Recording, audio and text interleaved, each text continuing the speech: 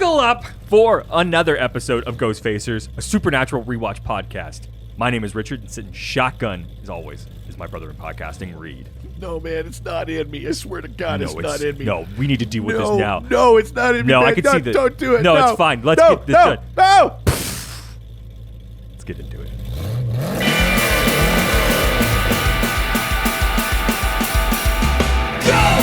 Ghostfacers! We're facing ghosts, when others were not, we're ghosts! Ghostfacers!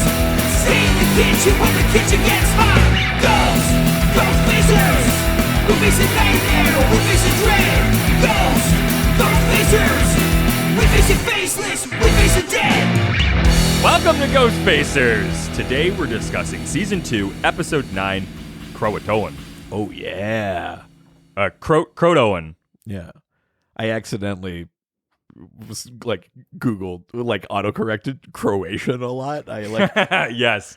Yeah, I had to correct. I was like, this isn't what I mean. Yeah. I think. This is very country specific. I don't understand. Yeah. So my dad's journal today is going to be a lot about the former Yugoslav Republic. Awesome. I've got a lot of Slobodan Milosevic material here. Good. Yeah. Oh no, but that's all the material that I was taking too. Oh no. Oh, see, this is why we check with each other before the episode. This episode aired December 7th, 2006. We're at the end of 2006. We're going to start having to talk about... finally. Hold on, I got it. 2007. Yeah, that's There next. you go. Nailed it. This episode was written by John Shaban. Yeah, so you there know we who the go. director is. Well, it's got to be Kim, right? No, it's Robert Singer. Oh, yeah, Yeah, baby. that's a dream team right there. Viewed by an estimated 3.12 million viewers. It's a pretty low amount. But I mean, that's right around where we've been the last couple of weeks. yeah, it's usually Seems to be holding steady. in the teens. It basically will jump up to the mid sort of 3 million, but usually sort of right around there. Yeah. Croatoan international titles. Yeah, I mean, the thing with this title, and without giving away the goat, it's part of the dad's journal thing today. But the thing with this title is it's very specific. It's not Croatoan refers to a specific place and a specific people and a specific word. Yeah. So the international titles, if they're abandoning Croatoan, it could be anything. Well, I'll tell you, most of them are not going away from Croatoan. Most of them are Croatoan. Yeah, sure. The Brazil. That makes some sense. Brazil. It's funny because it says the way that it comes up in my list is Brazil French, as if Brazil was a language, but it's Portuguese, isn't it? Yeah. Yeah. Well, I mean, you could probably make the Brazilian distinction up, but yes, they speak Portuguese there. Yes. Brazil, French, German, Polish, all are Croatoan. Okay. Sure. It's a thing already. There's no translation. It's a specific word. Yeah. Yes. But Hungary. Oh, I'm gonna say this is insane in the city or something like that. No, it's just the virus. Oh, for fuck's sakes! The one time it could really go wild. I know this is the episode where it really should go wild. Yeah, no, and it's the virus. Oh, come on, Hungary. But we have one more, the Finnish title. Okay, the Finnish title is Raging Death. Nope, the Dangerous Virus. Oh, for fuck's sakes. So, no creativity of at all all. the episodes. I know. They really got thrown by the we can't use Croatoan. But, I don't know. If there was an episode called The Virus, I would have called it Croatoan, but now I have no idea. I have no idea what to do. Wild.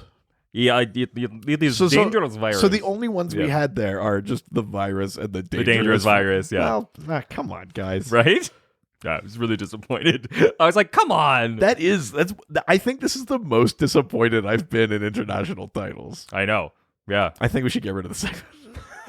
Don't worry. Next week will be all great. right. Better be. Featured music, none. There's no featured music in this episode. Yeah. No soundtrack. This is going to be a fun one. Yeah, absolutely. But it is going to be a fun one because... It is a good episode. Because speaking of featured music, we have a special guest for this episode.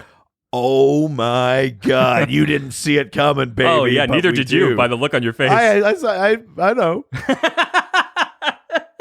We were lucky enough to sit down with musical composer for movies and TV shows such as Revolution Agent Carter, Sausage Party. That was my own personal collection. That was your birthday. Yeah.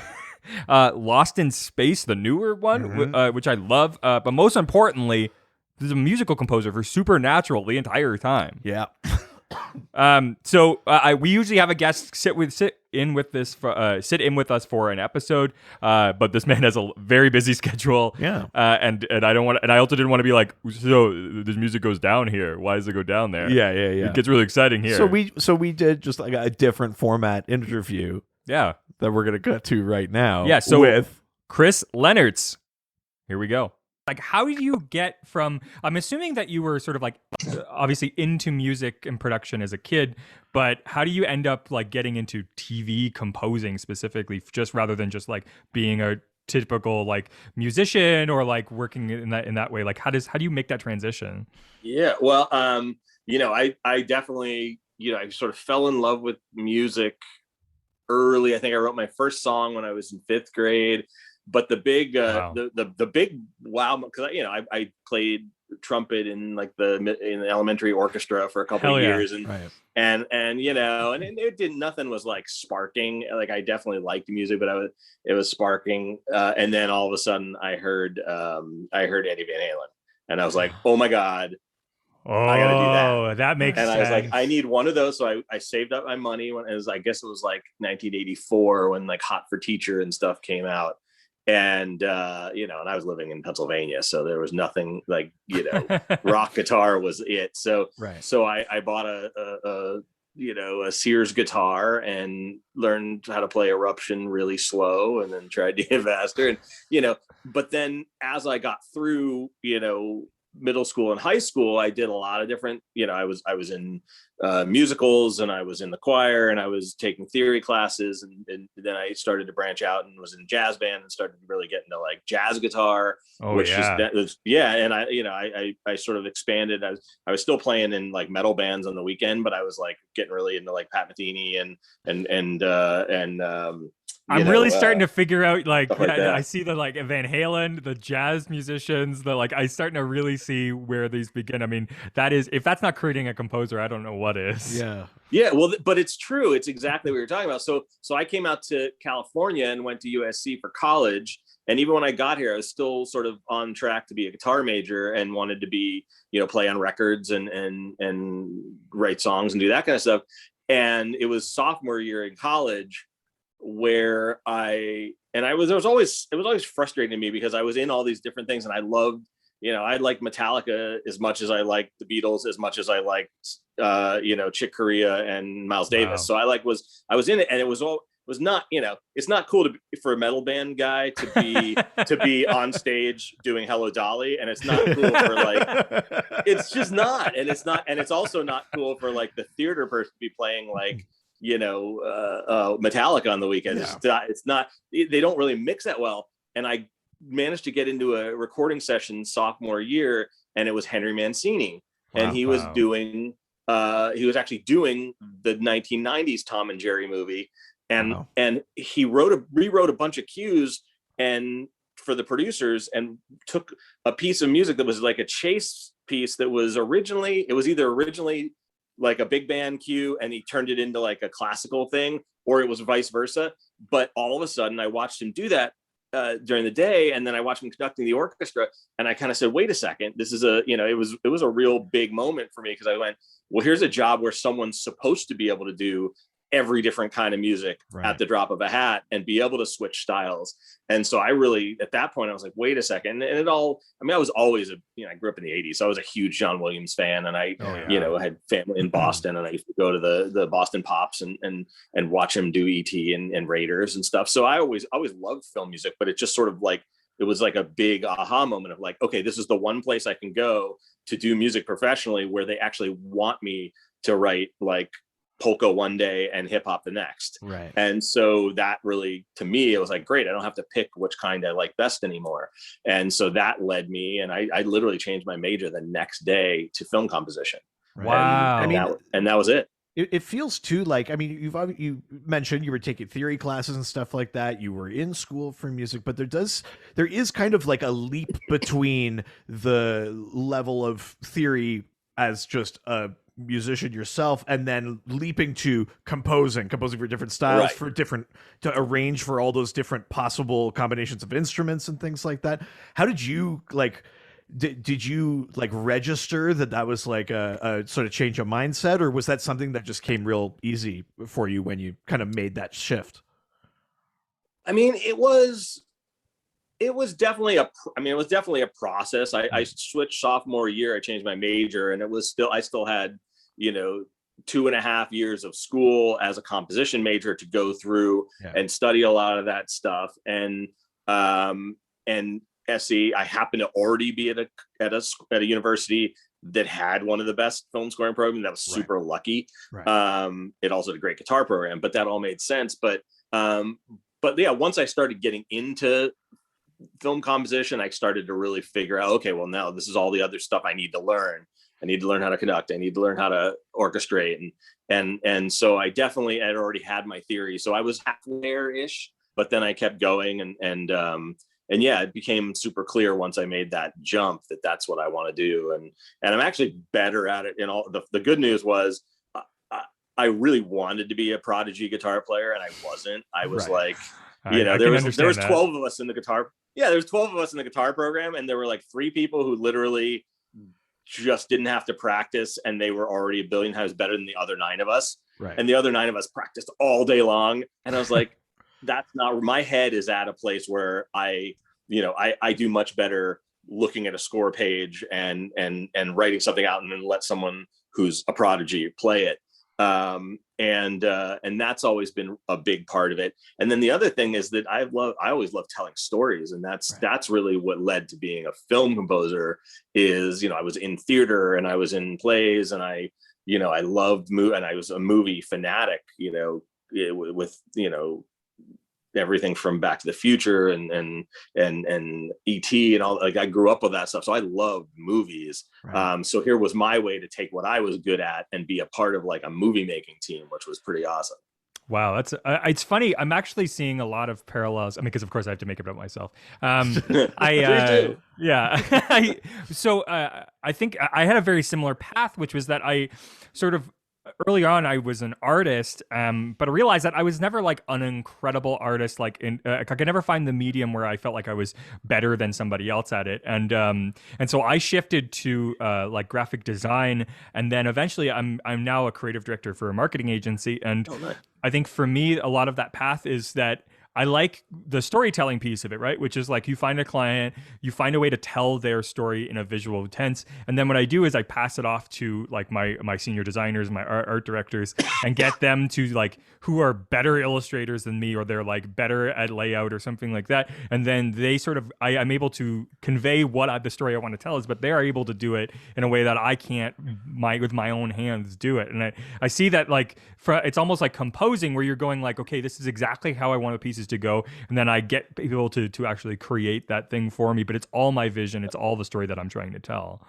Yeah, no, that's exactly what it is to be able to I mean, and it's like you said, it's almost this amazing feeling when you have this idea, and then especially when you're working like with a full orchestra, and you sort of sit there, and then you hear them play it back, and they're amazing. You're like, it's like, wait a second, this is yeah, it's a pretty big rush. It's really fun. It's funny because I was always concerned that there would be a thing where I'd go, well, I wasn't the one who had my hands on the instrument, so it's not me. And I never felt like that. I'm always like, oh no, that is the thing that I created.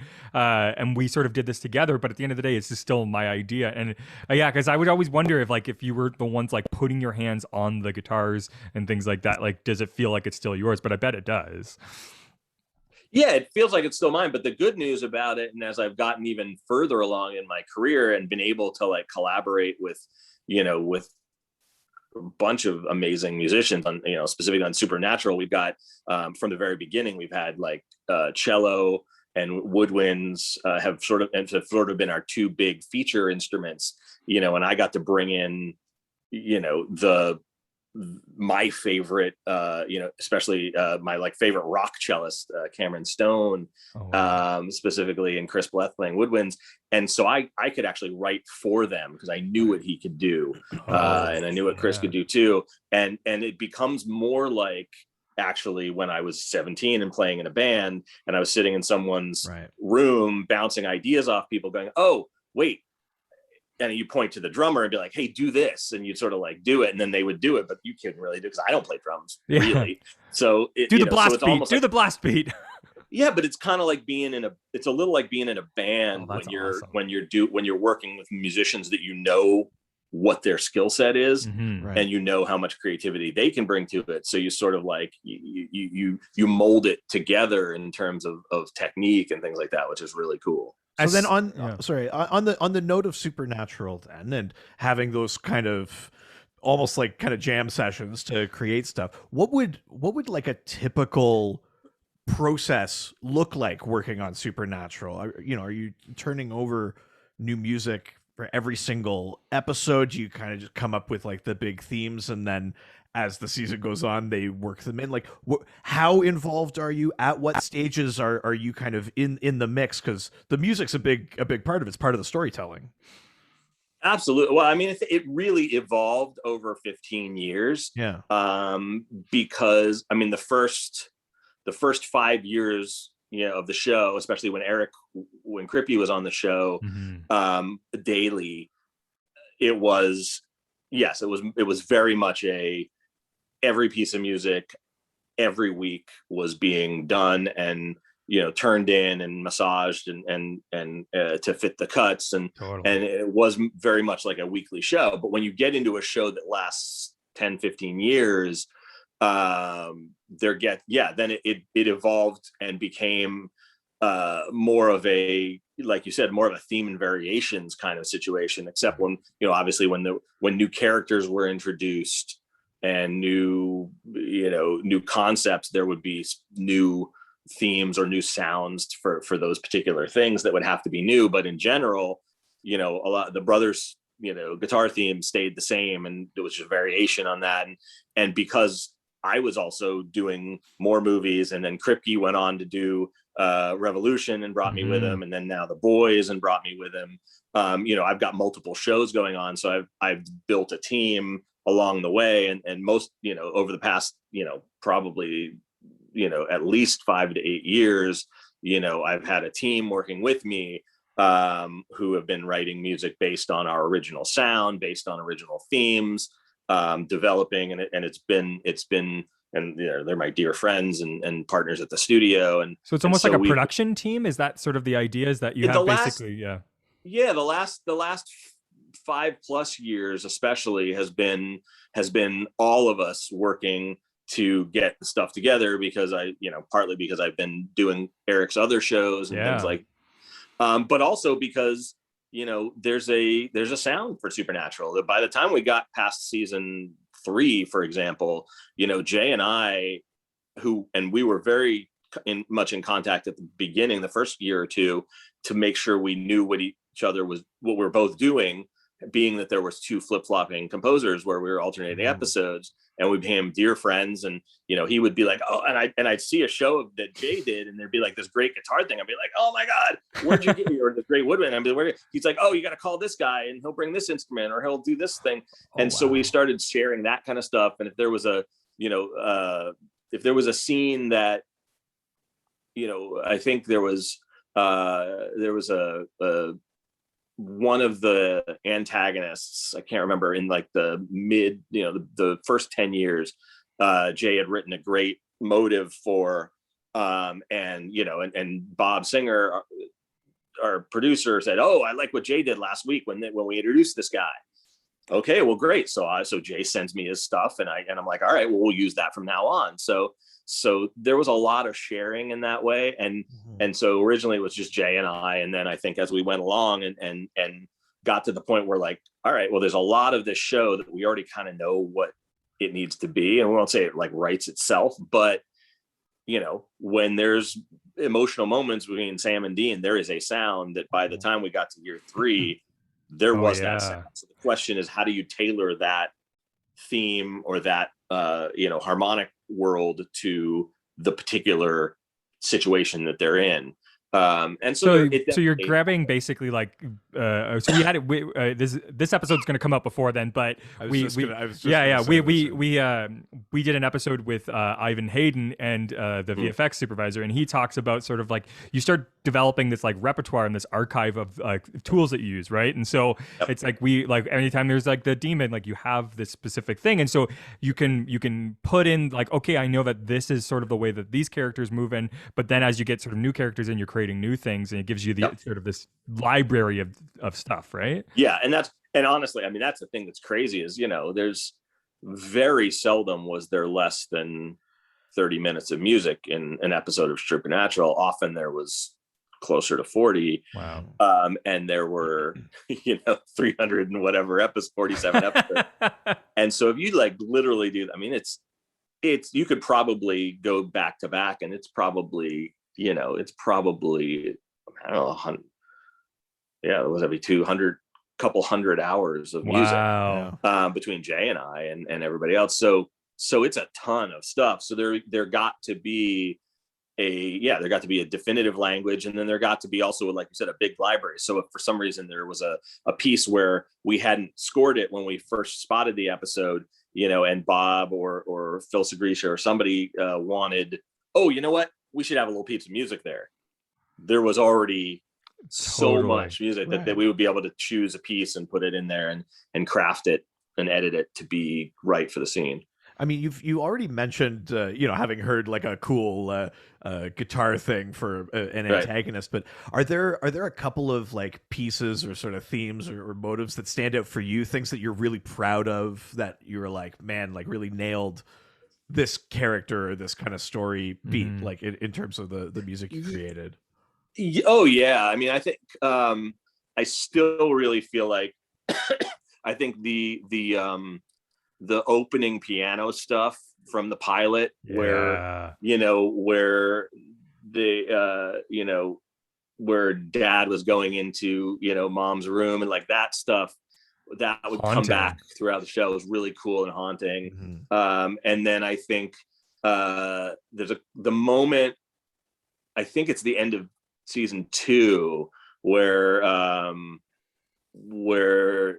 that's where I think they finally get the yellow-eyed demon. And that there was a really great cello thing for Sam and Dean and Dad at that point.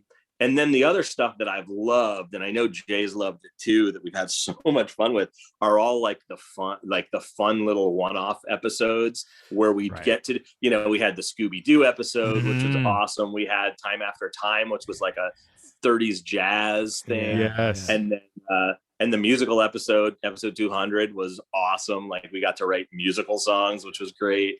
I mean, that one's probably like the perfect marriage of some of that stuff you were talking about, being the theater kid, and it was like it was the single man tier. Well, that's the thing. So I wrote single man tier. Jay wrote the other, what was the other big song in that one? The Road Home or whatever it was. Yeah. And both are, but single man tier is like this total like overwrought Broadway thing, and then at the end of it, like everything like the demon explodes. And so like that is so my sense of humor, and so Kripke's sense of humor, and the show's sense of humor. That was super fun, and that was a blast. And then and then the other thing that was really cool for me, and I think for Jay, was the fact that the show became, I mean, it already had it from the very beginning, but it really became this cool show where you had all the family stuff and the demons and the darkness that happened in the first couple seasons, but then when they started realizing the magic they had with starting out with Sam and Dean, with Jensen and Jared and their banter, but then it expanded when Misha came in, and expanded when Curtis Armstrong was there as Metatron, and all like there were all these great additions of and Bobby Singer, of course, and the Road, like it started to become like there was so much humor and like quick wit and like biting jabs and things like that with the episode where they had the bad luck, was Yeah. amazing. Oh. It was like Bad Day Black Rock or whatever it was. Yes. So it's like, for me, the show, everything that was great about the show at the beginning stayed, and then it also expanded it because of the talent we had in the writing room, but it also just the. I mean, it's not, it's not often you get a cast where you have such great like chemistry between your leads, and you also get these sort of supporting characters that can come and go, and it really if you don't have that, it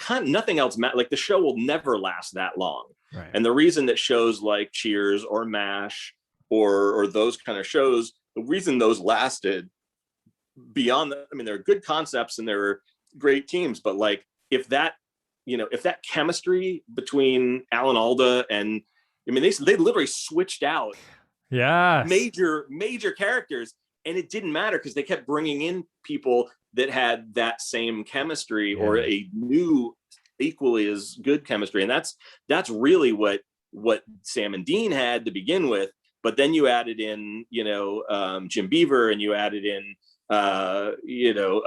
Misha, and it was like, it's just kind of this awesome balance of comedy and seriousness and campiness and whatever that, it's hard to get that right. Because I think that no, and I think you're right. Like, the show, I think it's the reason why the show has so much staying power as well, is that bringing in like even the production crew, like there was so many smart choices throughout the entire process of developing the show, like the bringing on all of these incredible people. Like there's a magical moment that must have happened. Like this is probably the only universe, speaking of supernatural terms, this is probably the only universe where this show exists, because so many things have to come together. Like having Eric Kripke on this show, like getting people like Ivan and yourself and Sarah like Kim Gamble. Manners and like just Kim.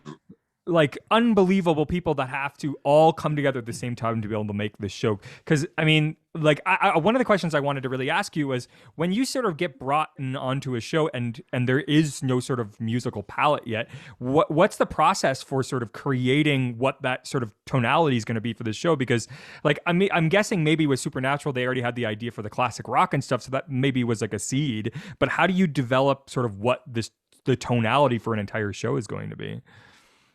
You know what? It's really that first pilot episode of any show that is where most of the trial and error happens, and it happened on Supernatural, it happened on Revolution, and it happened again on The Boys, where Eric and I will spend months of me doing demos and sending things in and him going, yeah, I like this, but I'm not a big fan of that, but I do like this, and this is cool. You know what? What if this went further?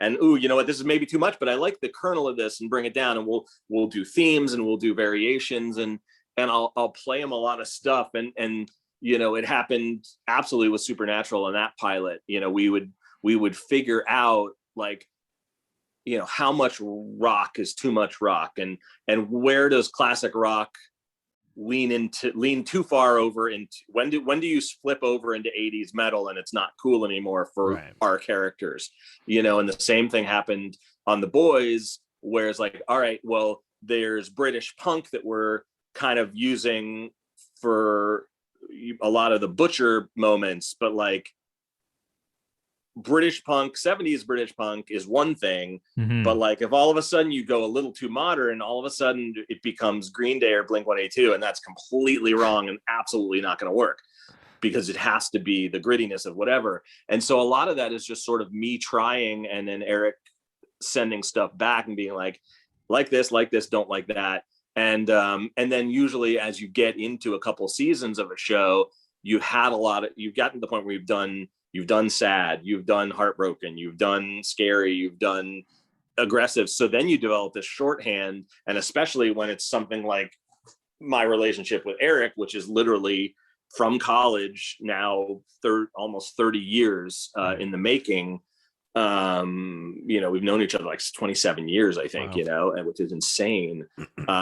And so like, I know there's a lot of things that sad can mean to a lot of people, but I know Eric's sad doesn't include, you know, like it wouldn't include like High Celeste, because he would that's too children-y. Right. But in a Harry Potter movie, High Celeste absolutely can be sad. And he probably, you know, I know with Eric, you know, certain instruments and certain like chords and things say sad to him. And so I don't need to try the other ones anymore because I know they won't work. And so that's a blessing to be able to have like filmmakers like that. And that's why when you see teams like, you know, Williams and Spielberg or Zemeckis and Alan Silvestri, that's why they're, you know, once they've worked together for 20, 30, 40 years, right, that's why they have they produce such great and focused things. They have so much trust and shorthand that they can get into the meat of, well, let's just try to do this story because we don't need to figure each other out anymore. And that's really where Eric and I, for the most part, are. And yeah, it's lucky to have somebody who's that talented in that sort of creative partner position. I mean, developing art like that, it takes so much. Like often with my sort of job, I have to do so much front loading to understand someone before I can really create for them. So being able to sort of like have, I mean, one, you've both grown together, so your tastes have changed, but you're doing it together. So it's giving you the opportunity to be able to just inspire each other and then just really more refine and get better at the thing that you do together. I mean, that's got to be really great to have a relationship with somebody and feel lucky. Yeah, I mean, it really is. And there's really a, you know, it's a competitive industry, right? And there's a tendency, especially when you're earlier in your career and when you are finding your footing with a collaborator, you know, there's a little bit of fear, like, oh, if I don't get this right, or if I turn in 2 or 3 demos that aren't close, I might get fired, or I might get the next project. But then when you get past that with filmmakers like I am with Eric or Tim Story or you know, Zach Estrin on Lost in Space, you get past that point, it's great because then you can have the conversation that's like, I'm going to try 10 crazy things, and it doesn't mean I don't understand your show, and it doesn't mean I'm just going to swing for the fence like 10 times, and you can literally, and Eric knows, like, I have emails for him like, nice try, not even close. Or, you know, or wow, that was a crazy swing, but I don't think this is ever going to work. You got to do the swing though, right? I mean, that's something that like when I present like a brand to someone, I always provide like the one where I think it's right on the money, one where I think it's in between what I really want to do and what I think they're looking for, and then one where I'm just like, if this was just for me, this is what I would do this. Yeah, exactly. And so that there's a lot of that. And once you have that kind of long relationship with a filmmaker, you feel like you can do that and not worry about it. And it's a great situation. And I learned, you know, pretty early, maybe not that early on, but I definitely learned a long time ago that, you know, not only is it not my show or film, you know, I work for whoever, for the director or producer, whoever's vision it is, and I'm just part of that team. But the other thing that's important is like, and I think Alan Silvestri, I saw an early seminar or something with him once, I remember, you know, and he said there was a real freedom when he said, when I made that switch of like, I'm not going to fight to convince someone they like something they don't, someone that someone likes something they don't actually like. Right. Yes. You know, so he's like, because there was a lot of that I remember the first 5 years out of school where you're like, let me play this cue. And they're like, I don't know. And you're like, yeah, but what if I do this? And what if I do that? And oh, if I make it a little louder, and you're like, yeah, no, they just didn't like it. Yeah. And it doesn't mean it's bad. Yeah. It's just, but it's not, you don't want that. And so the sooner you just, you know, sooner you just broom it and be like, great. Okay. You don't like this? What about this? And you do something totally different. Like that's actually easier than trying to make a you know, fit the round peg in the square hole or whatever, you know. Right. And that, to me, it's actually got, the more development you have with a creative partner like Eric or somebody like that, the more of that trust, the more you don't have to worry about that. Like, so you're like, okay, I tried it, nope, great, let's try something else, and it just makes it actually simpler and more enjoyable and fun to just sort of play together with lots of trust. I bet. Is there like a specific like series of questions now you can ask before jumping into a thing like that, so that you sort of get an idea of what direction to go in, or are you always just sort of looking at it and just taking a shot? No, I definitely ask lots of questions. I ask, like you said, there's like a research period with any project where, you know, when I first start, like on the boys, I use that because that's more recent. Of course, it was only a couple years ago where Eric and I went through this on that show, where, you know, my questions are always like, well, whose point of view is the music going to be from on a normal basis? You know, we're definitely going to have music from Butcher's point of view. We're definitely going to have music from Huey and Starlight's point of view. Like that all makes sense. We're, you know, in Supernatural, it's like we knew right at the beginning in year one there was going to be music from Sam and Dean's point of view, and then there was going to be music from Dad's point of view. And so we developed that, and then I started asking about like what kind of instrumentation do you hear in your head? Do you have any thoughts, or do you want me to suggest some? You know, and I'll usually say, like, you know, if there's some pieces as you were writing or shooting the show that you were listening to on Spotify, or at the time on your iPod or whatever the hell you had on your CD player, you know, send me those and let me know. And, you know, and so when we got into I remember on Supernatural, like there was sort of a folder of music I had that Eric had said, and it was, you know, it was AC/DC, and it was Styx, and it was Zeppelin, and it was Kansas, obviously, and all this stuff.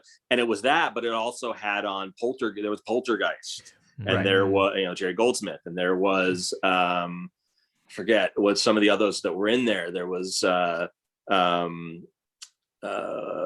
Poltergeist. There was some Bernard Herrmann in there. I think there was definitely some Hitchcock and some other stuff. So like that was all rattling around in my head, and like, well, how do I mix all that together and make that our sound?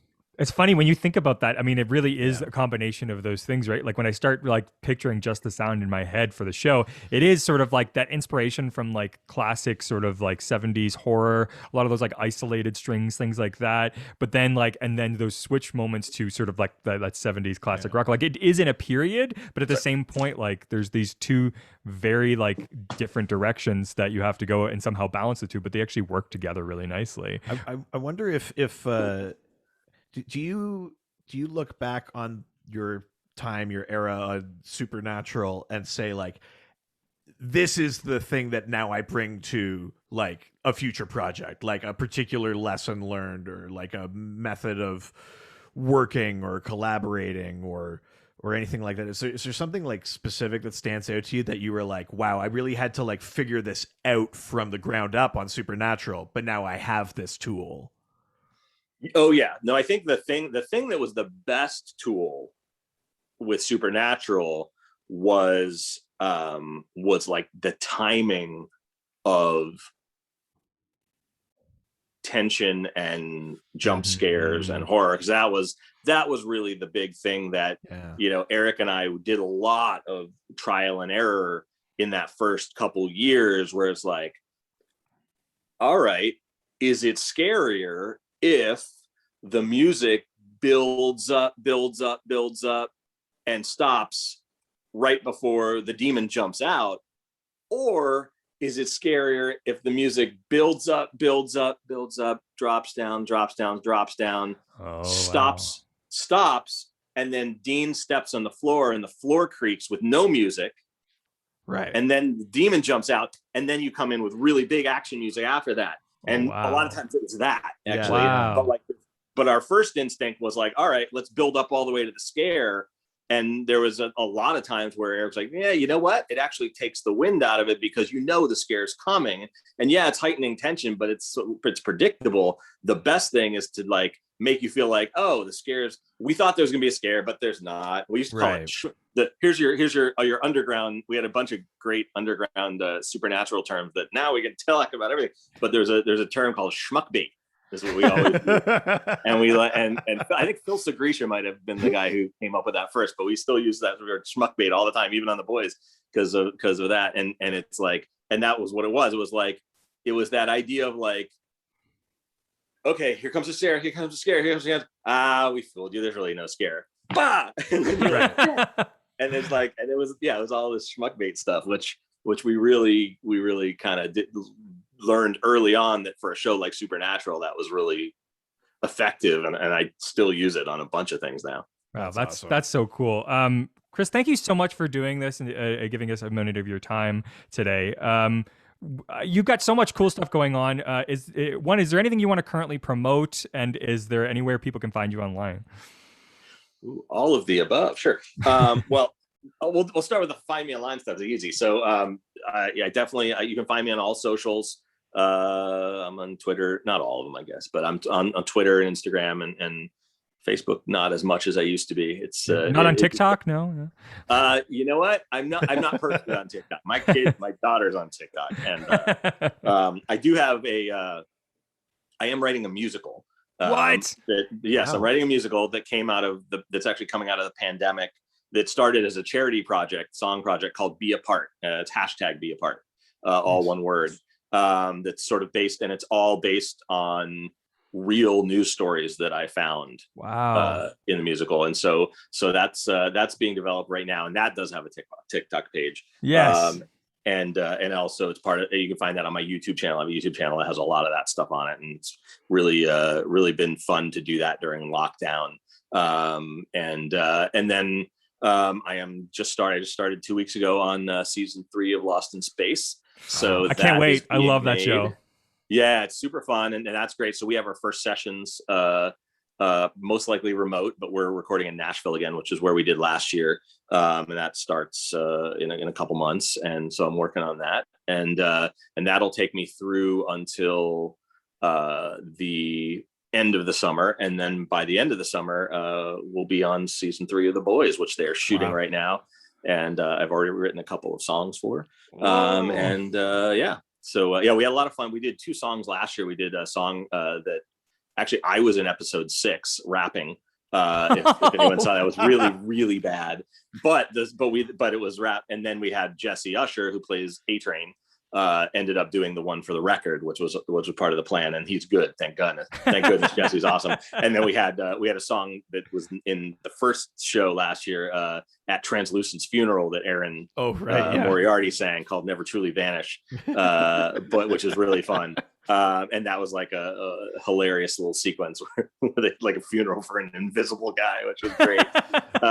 But again, it's such a huge part of Kripke's humor. Yeah. So I think Lost in Space this year is going to be great. I think season 3 of The Boys is going to be insane. I've seen scripts and they're just off the wall, amazing. And we got Jensen coming, which is amazing. So cool. Yeah. Can't wait. Soldier Boy, which is going to be really, really cool. I adore all of our leads from Supernatural, but I think Jensen is so funny and funny and bitingly clever with his humor that I think he's going to be amazing in that show. And then a couple of movies that are circling that at this point, we're all cautiously optimistic. Seth Gordon, who did Horrible Bosses, we did that together. He's got a movie, and we're just waiting for enough COVID to go away and things to open up for him to be able to go and shoot it. That's awesome. Wow, that's amazing. Chris, thank you so much. We really appreciate you taking your time, and we hope you have a great day. Yeah, absolutely. You guys too. Nice to talk to you. And we'll talk again. And you know what? I feel remiss because it's a Ghostfacers podcast. We have to talk about Ghostfacers for 1 second, right? Yes. Oh yeah. No, we got time. Yeah. Okay, because we got to give credit. So Ben Edlund and I wrote that song. Which was just hilarious, and that's Ben and I singing backups, and I think Ben sang lead too, and so that song is floating out there, and one of these days I want to get like a real cool band to come in and do like a cover version of that. So if we could start putting that out in the ether. Yeah, totally. If any amazing band who's a Supernatural fan is out there, that might want to do like the ultimate extended Ghostfacers theme song cover, send it to me, tag me, post it. There may even be some awesome like underground supernatural prizes that I can send out that are not. Okay, yes. So I will throw that gauntlet down and challenge of like, somebody out there blow our minds with the most amazing full length version of the Ghostfacers theme song. Like, blow our minds. And I love that. Lots of good stuff to give out. Post that to our Twitter using the hashtag Ghostfacers Live, and also the hashtag Get Kripke on Ghostfacers. Awesome, let's do it. Thank you so much. That's awesome. All right, guys, take care. Have a good day. See you, Chris. Have a good one. Bye. Hey, we're back. We're back, baby. Oh yeah. Thanks, Chris, for taking time for that interview. God, that was so cool. So much fun. Really, really neat. Just also, yeah, I mean, really trying to hold back the like fanboying with him. I know it's hard, when you care about something like a show or a movie, and then you get to talk to someone that like worked on it. I mean, I think all of us have that experience, not only with like pop culture stuff, but with like, you probably have that like on a professional scale, like there's probably like nothing I do designers or something like that you like admire, and if you got to meet them, you'd be like, oh my god, how did you come up with this or something. Yeah, like that's that. why I made podcasts, so I can talk to those people. Yeah, exactly. That's like we all have those things, but yeah, it was super cool to talk to Chris and get kind of a bit more insight into like the world of not just composing for a screen, but specifically like an ongoing TV show and all those kind of things. It was really cool. I mean, I also didn't even mention it, but like he's currently working on The Boys, which I also love. Like, a really, really incredible sort of back catalog that he has. Mm-hmm. And I think we may have convinced him to come back on. So hopefully that was legitimate, because there's a few musical episodes that. Oh yeah, I didn't realize how much he was involved with that stuff. I mean, it makes sense, but it didn't even occur to me. Yeah, I mean, I think we'll have to push hard, beg and plead to get him back for Single Man Tier. Definitely, 100%. All right, TV Guide describes this episode as Sam has a vision that sends the Winchester brothers to Oregon, where the word Croatoan carved into a telephone pole may be the key to a series of very strange events in the small town. Nice. Yeah, nothing bad has ever happened in Oregon. No, but I mean, looking at you, Donner Party. Oh god. Yeah, they're not really good with small groups. Yeah, of I'm people. putting the Donner Party on blast. Wow. You heard it here. Hot take. We take no prisoners. Hot take. I'm staunchly anti-cannibalism. Wow. I mean, you know what? The views, thing I have to say. The views and opinions of. Wait, you don't agree? I just don't want to make a definite. You don't want me to pin us down. Yeah, exactly. Because I mean, that could be a really good listener base. That could be a us. big market. Yeah. The problem, the cannibal market. Yeah. We really want this podcast to pop with them. Yeah, I don't want to. We already alienated them when we thought that John Wayne Gacy was one of them. I just don't want to cannibalize our efforts,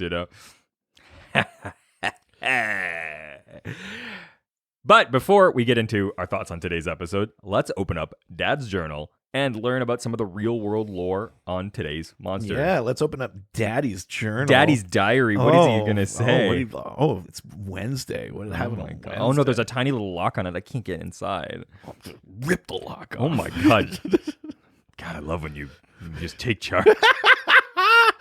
So gross. So let's see what the lore says about killing innocents. No. Oh. No, that's... we don't record that bit. Oh, that was just that casual conversation we had before we recorded. Yeah, you said the quiet part loud. Okay. Let's see what the lore says about the Roanoke Lost Colony. So, Roanoke, mentioned in this episode, yeah. Yeah, so Roanoke was the first attempt basically to establish, or it was meant to be the first attempt to establish a permanent English settlement in North America. It was going to be on Roanoke Island, just off the coast of North Carolina. It was narrowly beat out by the establishment of St. John's, Newfoundland in 1583. Really? So two attempts were made to settle on Roanoke Island. One was in 1585, and it failed due to lack of supplies and poor relations with the local First Nations.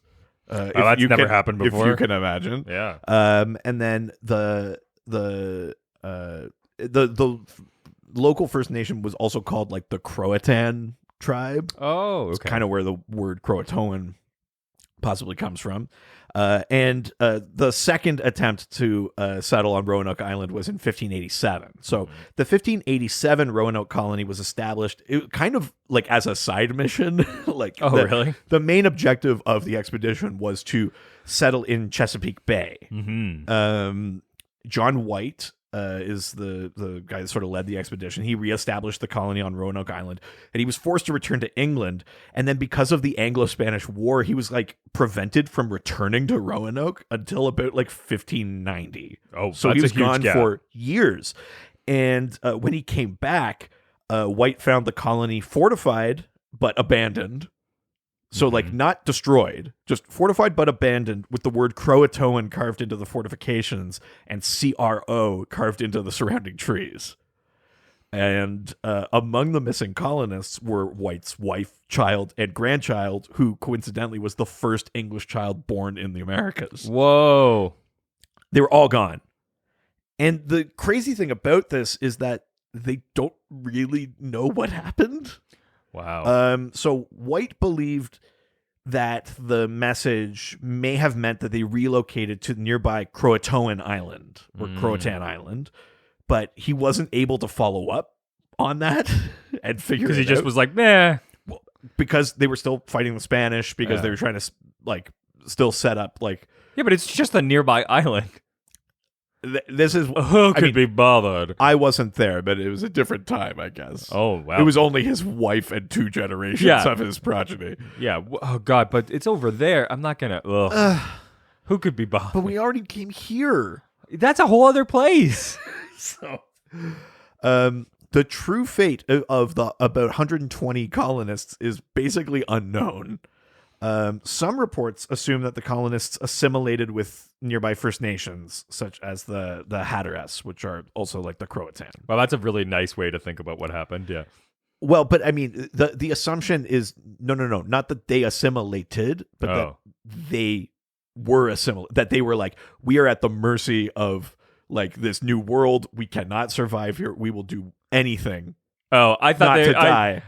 So that they became part of that society, as opposed to the way the rest of history unfolded here. Yeah, that's why I was just like, that seems unlikely that they just were like, let's all just get along. Yeah, no. The one theory is like basically the opposite of colonialism. Yeah. You mean the right way? Yeah. Yeah. Yeah. My dad has often said that if he had a time machine, he would go back in time and like either try to inoculate the First Nations against like European viruses or stuff like that, because like a big thing with colonization was like they brought over like 90% of the First Nations were dead by the time they were discovered because of the spread of European viruses. Jesus. But I keep having to like remind my dad, it's like that's kind of noble in a way, but also like our family's been here since like the 1640s. Like you're wiping us out too. Yeah, and then this podcast wouldn't exist. It really was more. Yeah, it's all been culminating to this moment. Yeah, this is the epitaph. Oh God. So that's one of the reports. There was this thing called Dare stones, which were supposedly carved by White's daughter. Her last name was Dare. Oh yeah, we did that when we were kids. We would throw them at each other and be like, "I dare you to stand into the way of this rock." Yeah, not quite what this is. These were like carved stones that were supposed to chronicle like the assimilation, the joining with the First Nation. They were largely considered to be forgeries and hoaxes. Like someone made them to be like, "We solved it. We solved what happened to the colony." The Jonestown colonists, quote unquote, investigated and speculated that the Roanoke colony was massacred, but there's no hard evidence of that at all. Yeah, especially because the fortifications were intact. And investigative journalism was so like top notch back then. Oh yeah, in the 1590s. Yeah.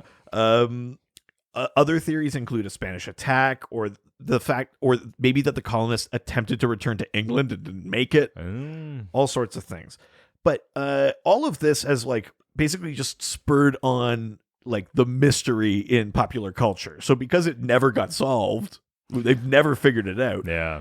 It's taken on its own life. The cryptic Croatoan message has sort of like led to more supernatural theories of things. Yeah, of course. So in Harlan Ellison's 1975 short story called Croatoan, yeah, it doesn't it's not about the Roanoke colony, but it is about this like lost colony of like fetuses living in a New York sewer, and the word Croatoan is like etched into the wall of the underground or whatever. Harlan Ellison's his own kind of thing, but that's there. There's an episode of American Horror Story that posits that the ghosts of the dead colonists haunted the local First Nations until they were banished by the word Croatoan. So like they had a take on what the setup was, that maybe the word came later to like dispel the spirits or something. Wait, like so as opposed to being a message left by the colonists. So the First Nations wrote it? That's the First Nations wrote the English word into the Listen, the key is we need to write. The TV show is American Horror Story. I think we Couldn't they just call that America? Isn't that? Yeah, I mean, it's like, hey, bazing. Canada too. Oh yeah, what a nightmare. We're all bad. Ultimately, though, there's not much to go on. But the word Croatoan now has taken on this sort of like ominous, like almost conspiracy theory level kind of meaning, because it's just creepy that like it's just abandoned. They never found these people. Like White never found his family again. Yeah, the word didn't mean anything, or does it? It's kind of it has this kind of weird meaning now. It's spooky. It's good. Very like spooky. Awesome. Wow, that's a great way to segue into today's episode. Let's do it. I love it. So let's. Oh yeah. Oh a yeah. Little then now. We got a little shot of the Wendigo in there again. Yeah, weird that's what they put in. But this beginning's really all about Sam. Yeah, it's like we're seeing like those scenes of like, what's the truth about Sammy kind of thing. Yeah, and that's the only time it'll happen. This is the only episode that they start that way. Yeah, we see like the death visions from the Simon Said episode, and that sort of stuff. But we're mostly seeing like the watch out for Sammy, the Jeffrey Dean Morgan like whispering something to Dean. We're seeing the like the other kind of like children that have the thing that Sammy's got. Starting to make you worried about Sam. Yeah. I think we need to talk about Sam. Oh, that's Kevin. Never mind. No, it's close enough. Oh, it's salmon. Yeah, we need to talk about salmon. Oh, God. Sorry. Now. Right. Yes. That was then. This is now. Oh, yeah. I mean, it's always so. So, yeah. So, God, we're starting with like a real aggressive, like, choppy frame slow-mo. So here's the problem with slow-mo in general is that this wasn't shot in slow-mo. That's why it's choppy. Exactly. Right? Yeah. So but no, it's not that it needs to be shot in slow-mo, it's that it needs to be at a high enough frame rate that you can do it, right? That's what I mean. This was shot at regular frame rate and then slowed down. That's why it's probably shot at like 24 frames per second rather than like 60 frames per second. Yeah. And so whenever you do that I hate, like, television back then definitely did that. When you're doing with 4K video, you don't really deal with that as much. Right. And it's more because 4K just shoots at the higher frame rate, right? I mean, not necessarily, but it's just the technology has gotten better that it's not that bad. Right. But yeah, it's brutal in this episode. It's almost unwatchable. I hate that they did it, and I don't really know why. But we basically begin with the shot of Dean basically walking into this room. He's loading a gun. There's like people in there. One guy's like in a chair. He say, "It's not in me. It's not in me." And then he shoots. The people in the room are like, "I don't know." Yeah. And Dean's like, "I got no choice," and he just shoots this guy. And then Sam wakes up like on the floor. When Dean goes into that room to shoot Dwayne in the vision, he pulls the magazine from his gun, and there's no ammunition in it. So when he fires the gun after cycling the action to load it, there wouldn't be possible for there to be ammunition. Like that, you couldn't do that because there's no ammunition. Not with that attitude. Well, yeah, I guess if you try hard enough, you'll shoot. It's with the hope. power. It's the power of belief. Yeah, it's like in Peter Pan when you believe and Tinkerbell comes back. If you believe hard enough, you could shoot anything with anything. Nice. And that's the spirit of America. So yeah, Sam wakes up, and now the guys are in the Impala. Sam and Dean are basically now already heading out in Sam's vision, because now they've gotten to the point where they're like, okay, Sam has a vision, we just go and deal with it. Yeah, like we don't waste time about it anymore. He's had enough correct visions that we just do it. Yeah. He's just like, I don't know. Yeah. They immediately are heading out on that. But they're also having this discussion sort of about the vision and the fact that Dean in this vision killed what seemed like an innocent person. And and Dean is saying like all of your visions are tied to the demon. Did we try to exercise? Yeah. Like was there black smoke or anything? And Sam says like, no, you just plugged them. Like this guy you seemed just normal. fully killed him. And Dean was like, I wouldn't kill someone innocent. And then He's Sam's like, I didn't say you would. I just I don't know more than what I saw in the vision. Like he doesn't have the context of why Dean went for it or anything like that. Exactly, but it also brings up this conversation of like, where's the line for Dean? Because it's interesting because we've talked about this a lot this season already. You know, we had that like the vamp episode, and you know we're talking about all these kind of things like, are we doing this right? Yeah, but it's funny because they try to prep you for this being a question about Sam, and it's really a question about Dean. Yeah. But we now arrive in Crater Lake. We talk to a man preparing to basically fish. The guy's pull into town. It seems like an innocuous town. It seems like very sort of quaint. I mean, is it folksy? This must be like this one of the same kind of locations they use for a lot of small towns. It feels very familiar. Yeah, I mean, also we probably have shot other episodes here. Yeah, also I was gonna say also because it's not that far from where we are currently. Oh, is it not? No, I mean from Canada. And it's not that far. Yes. But they arrive. There's a lot of people like working on old trucks, and like all the houses are like old wood siding. It's got like that kind of like historic town center sort of look to it. You know, like the false facades on things and whatnot. So we talked to this guy preparing to go fishing, and they claim to be U.S. Marshals. They introduce themselves again, just showing up in jeans and shit. Yes, they introduce themselves as Billy Gibbons and Frank Beard, which are members of the band ZZ Top, which is fun. They as they're talking to this guy, they're basically trying to find some information about the sort of guy from Sam's vision, and Dean notices a military tattoo immediately on this guy's arm and starts referring to him as Sarge and talks about their dad's own military history.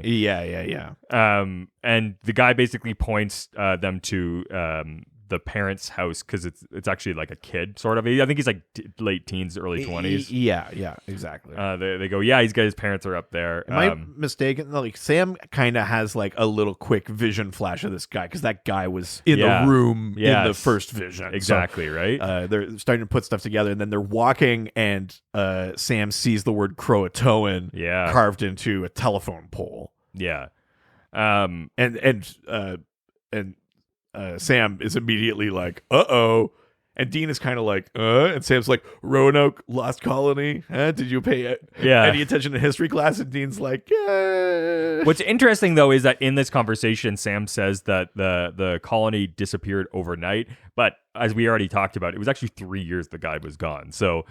Yeah, I mean, like, it was overnight in that he left and then he came back and it was totally different. Yeah. But, like, there's no proof of what happened. Yeah, exactly. I wanted to go back to the Sarge because they showed they purposely showed this tattoo on his left forearm consisting of a bulldog and crossed rifles. The bulldog is a symbol of the Marine Corps, but the crossed rifles is actually a branch insignia of the U.S. Army Infantry. Marines do not wear branch insignia, and there isn't any indication of rank on the tattoo. So Dean would have no idea that. Yeah, he calls him like a master sergeant or something like that. Yeah.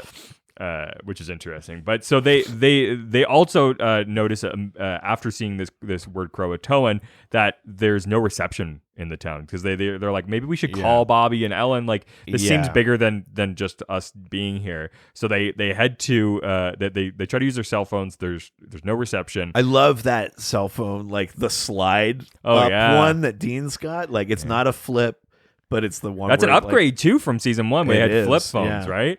And then they go to use a payphone. Is it this season or next season where we see like a first gen iPod or something like that? Oh, it's like soonish. Yeah. Because they give Sam shit for it, which is really funny. But they go to use the payphone, and those aren't working either. Which also very old technology. You're probably not used to seeing payphones. Yeah. Well, and Dean says like, if I was going to massacre a town, this would be my first step. Right? Like, cut it off. Cut off reception. Not be able to do that. Right. They get to the guy's house from the vision, his parents' house. I love the like born to fish, forced to work sign on that outside of that. This is very funny. Yeah.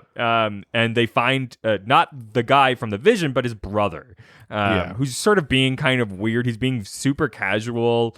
He looks kind of like a dick. Yeah, he's got strong douche vibes. Yeah, his dad shows up and is also acting weird. They ask where the mother is, and they're like, well, because the kid initially says, oh, my mom's here. I'm with my parents. The dad shows up, and they're like, oh, where's the mom? And he's like, oh, she's not here. And they're like, but he just said she was here. Yeah, and they're like, their stories aren't adding up. And they're like, oh, it's fine.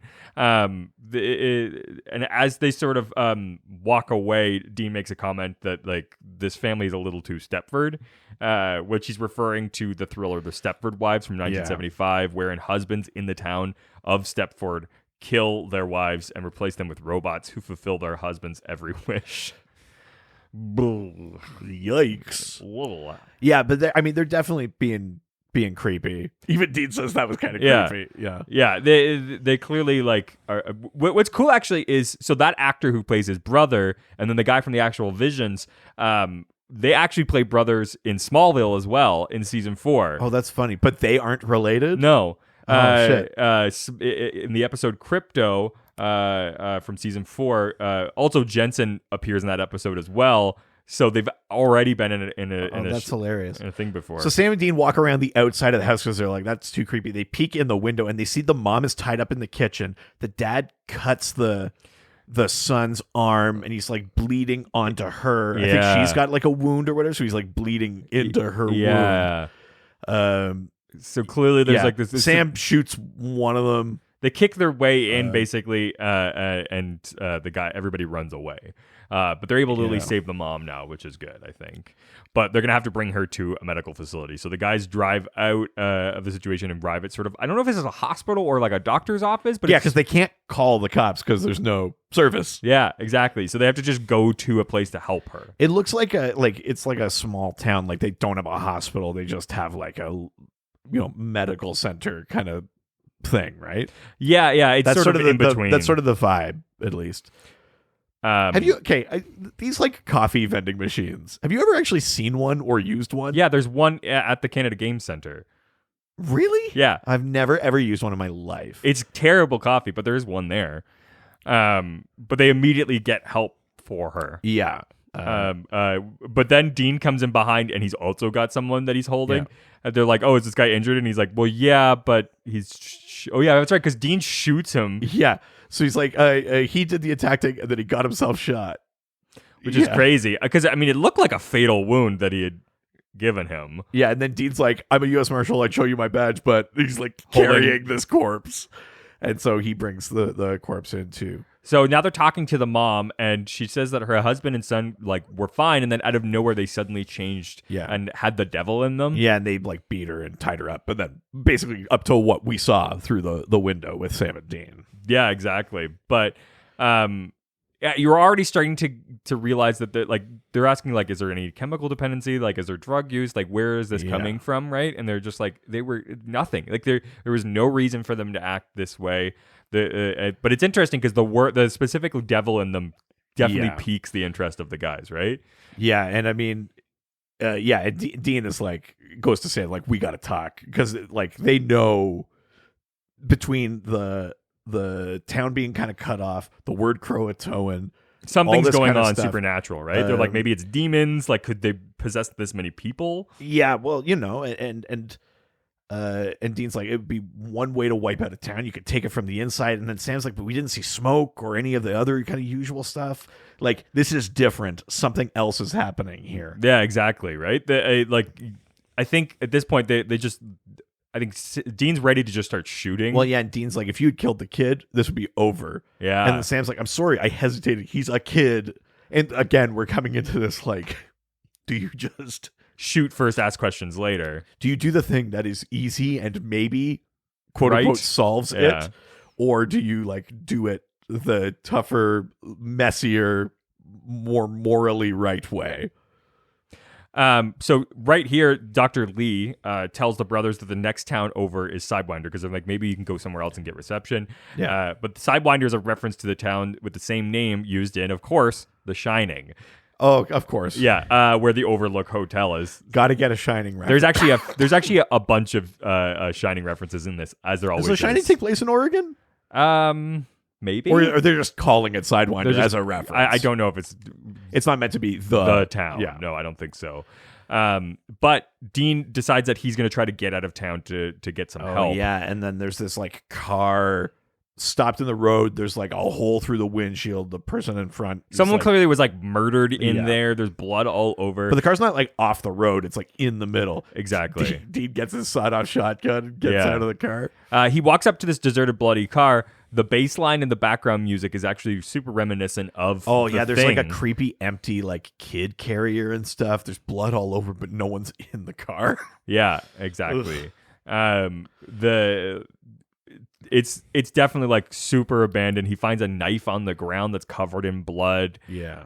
which they're like, maybe that was similar situation to what they had found with the parents, with the, because the there's son and the the dad. knife there too. Yeah, exactly. He's starting to pull connections that there's a direct connection to blood, and at that same time we go back to the medical facility, and the doctor is now studying the blood of the infected person. Like the what's his name, Mr. Tanner, the husband Yes. that did get killed. Exactly, and there's finding like. I mean, that's not how blood works, but they're finding like particles inside there that kind of, if you saw it on the ground, like yellow particles that look like sulfur. Again, it's not how sulfur works. She basically says it looks like his body is fighting off a viral infection. Yeah. And then Sam's like, could an infection make him act like that? And the doctor's like, nothing I've ever heard of, but like some could cause dementia or stuff like that. But she's like, she finds like a residue in the blood. that's, again, not how blood works. I mean, it might be. I don't know. I'm not a doctor. I mean, it doesn't. You don't see like particles of sulfur like that. Like they would also just, if you're looking that closely, it would be also particles. Like it wouldn't. No, I mean, like there are scales of you could use a microscope and see cells and things on cells and stuff like that. Yeah, I just had, but not sulfur. Like sulfur is bigger, so if you get that small, it wouldn't look like sulfur is when it's big. But sulfur is an element, which means like pure sulfur is just a collection of atoms of sulfur, which means it could be any size. So, blood experts, let us know. This is like a real stand you're taking here. Yeah. I love that. So Dean, I guess, has he turned around at this point? He's trying to come back into town. We cut back to Dean. No. He's still trying to get out of town, and that's when he finds this militia basically standing outside of the town. This like a group of cars and guys with guns. And then just as Dean's going to decide what to do, a man just like pops his head into Dean's window, and is basically like asking questions like, "Hey, like, what are you doing?" And Dean's like, "Yeah, what's going on here?" And he's like, "Well, we're quarantining the town." Yeah, and he says something's going on out there, and then he says, "Sheriff told us to," and he's like, "Why don't you get out of the car and like let's have a deeper conversation about this?" And Dean, of course, makes a weird. Dean makes comment. a weird gay joke, which Yeah. is like, we'll just leave that. Yeah. And then he just starts like pulling back immediately because he realizes something's fishy's happening. The guy's like holding on to because him. it's this like random militia with guns and stuff. Like, Yeah, and they're this is a shooting great stunt. Great Because the guy is stunt. still holding onto Dean through the Yeah. window. The car's backing up. He does one of those like e-brake turns, and the guy swings out. Like that's a great stunt. It was a really cool. I mean, it's such a quick thing. It's not like the big set piece of this episode, but that would take so much effort. Yeah. Like, it's such a good detail to show like how bad things are in the town. I love that little stunt. Back at the hospital, Sam and the doctor are basically having a conversation with the mom, and you can tell that she's like getting upset. But you're not really sure what's going to happen. And then out of nowhere, basically, she just, because they're talking about taking a blood sample for her, and she realizes Because the doctor's like, have you had any direct contact with their blood? She's like, oh, like she doesn't say it, but she's like, oh, you mean when my son cut himself and bled on me into my own wound? Doesn't seem familiar. Yeah, and that's when we get to this terrible slow motion effect. Yeah. And Again, because it wasn't filmed at the high frame rate, so it's all this kind of choppy shit. But the mom goes nuts, attacks the doctor, Yeah. pushes Sam like back, grabs like scissors, goes to like attack him, and Sam knocks her out with a fucking fire extinguisher. which probably does a lot more than just knock her out. She's probably dead. Yeah, it seems pretty likely. Yeah, I think even later on they do say that she's dead. Yeah. Dean, we cut back, and it's the Marine guy, and he's like, get out of the car. He's got a gun. The pointed Sarge, at him. yeah. Sarge has got the gun to him, and being like really confrontational. Like he does not trust him at all. Like they're both just screaming at each other. And they're both kind of being like, are you one of them? Yeah. And he's like, are you? Are you? And then Yeah. they're like, wait, if we're both asking this, we're probably both not. Like- Sarge mentions to Dean that he's like my neighbor, Mr. Rogers, which Dean replies like, you have a neighbor named Mr. Rogers. He's, of course, referring to the beloved creator and host of the long-running children's TV show Mr. Rogers' Neighborhood from 1968. Wouldn't that be an insane twist if it was like the Mr. Rogers that got this virus and like went nuts? I'm gonna kill the neighborhood. I'm gonna kill the neighborhood. He went into Imagination Land and like strangled that puppet king and like... Won't you be my blood neighbor? Oh no. Yeah, not good. We're blood neighbors here. Yeah. Don't you want to be a closer neighbor to me? Yeah, so the guy gets in the car, they're working together, but they're both just staring at each other, holding guns at it. It's actually like, you can't drive this way. It's very funny. Very funny. Yeah.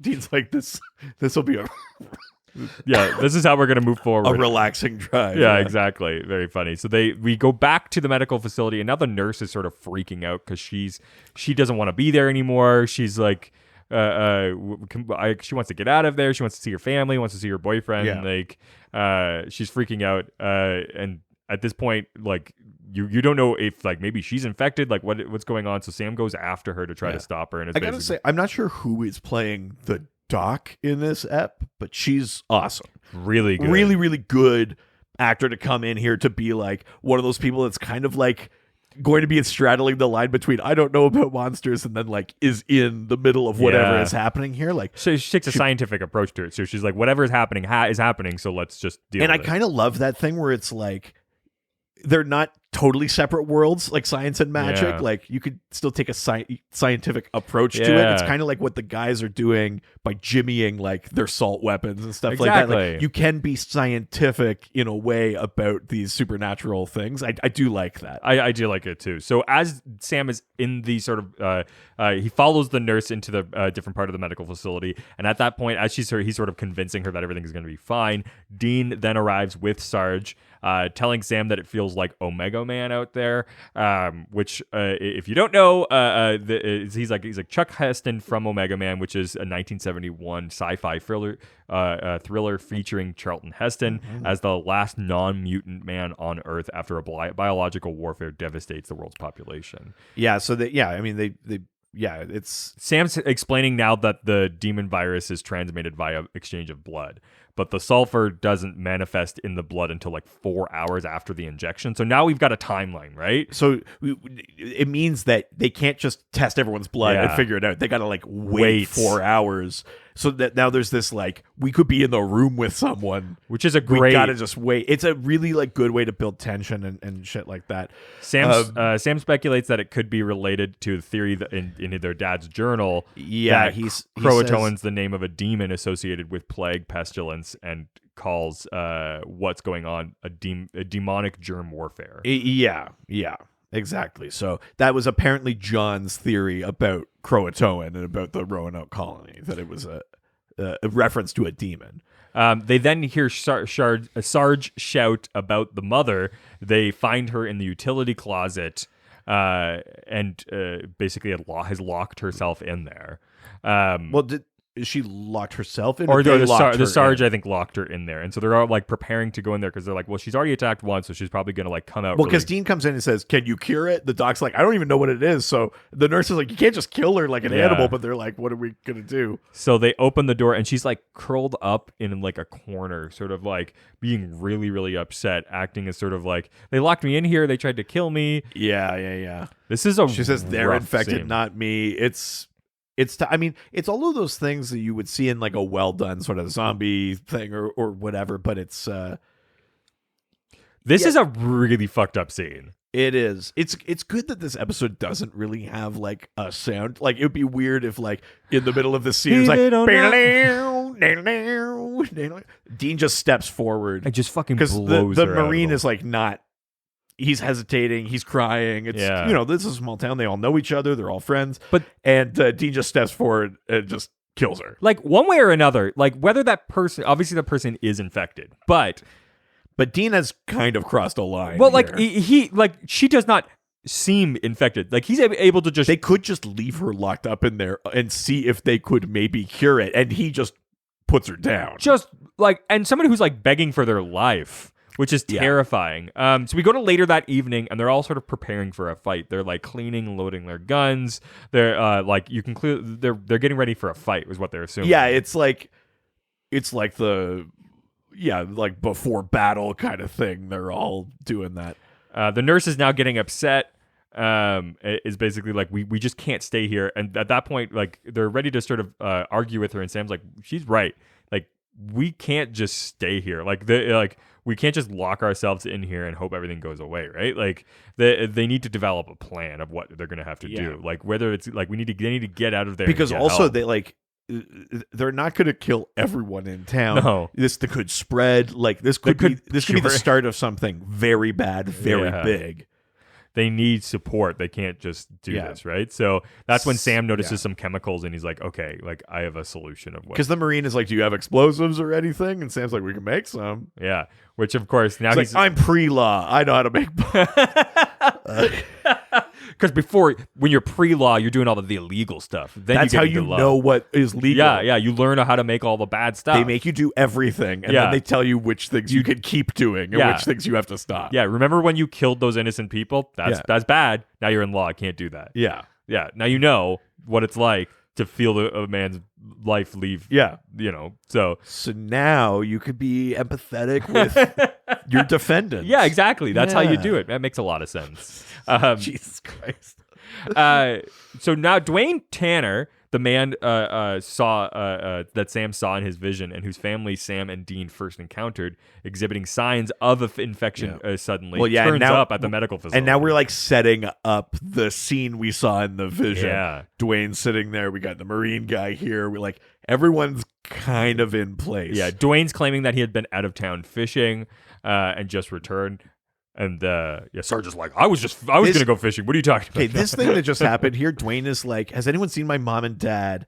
Yeah. And Dean turns to Sam and goes, awkward, which is like kind of too flippant, considering he like execution style murdered the mom. Like it's funny because this episode, Dean is very he's detached himself here. He's decided in his head he's got to do what he has to do, and now it means like he's dehumanized everyone. Yeah, it's really creepy, actually. I don't know if that's necessarily the intention behind that line, but watching him deliver that is kind of like, oh, holy shit. It also like, doesn't really feel like Dean to me. It doesn't. It feels like Dean, but not like the Dean we saw 2 scenes ago. Yeah, like, no.